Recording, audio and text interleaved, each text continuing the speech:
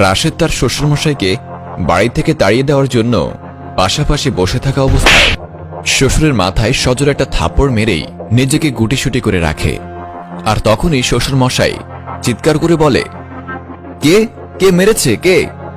মেয়ে মারিয়া তখন বাবার এমন চিৎকার চেঁচামেচিতে বাবাকে বলে উঠল, আরে বাবা, তোমার কি হয়েছে? রাশেদের শ্বশুরমশাই এবার তার মেয়ের উদ্দেশ্যে বলল, কে জানি আমার মাথায় চড় মারল রে মা, কে বলতো? মারিয়া তখন বলল, দূর বাবা, কি এসব জাতা কথা বলছো? তোমাকে আবার কে মারতে চাবে? ওইটা তোমার মনের ভুল।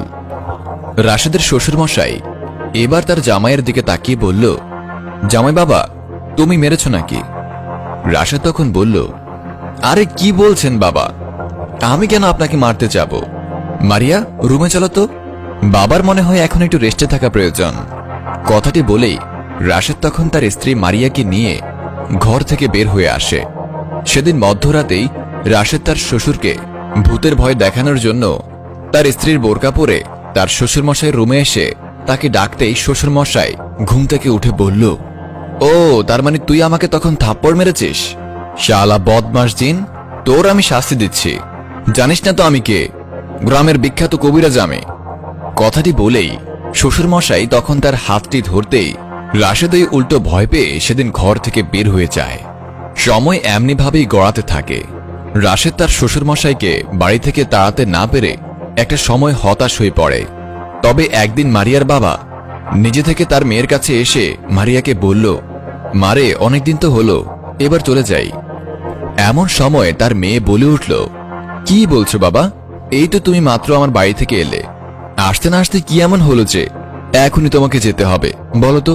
না না না, এসেছে যখন আরো কিছুদিন থেকে যাও।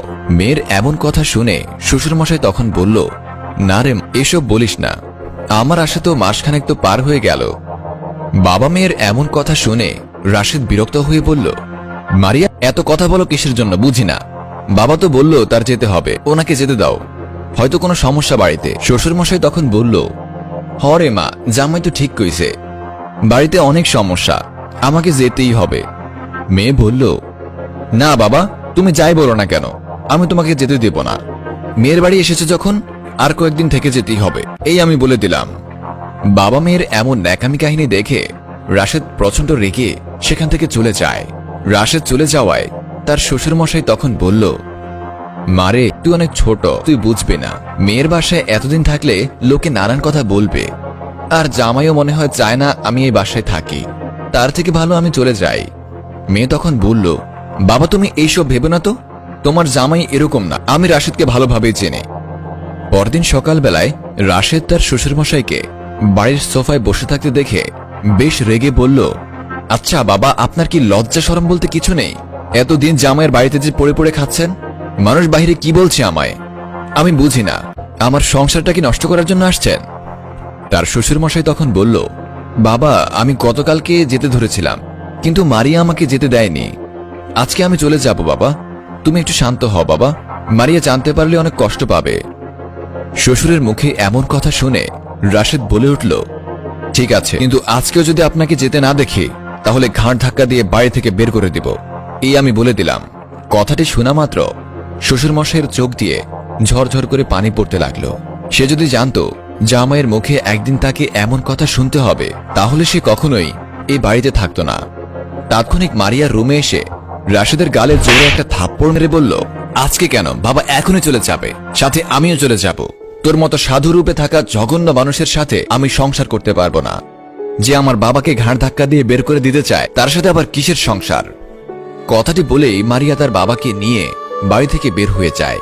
একটা সুন্দর পরিবার তখনই হয় যখন একটা পরিবারে সবাই সুন্দরভাবেই একসাথে থাকতে জানে।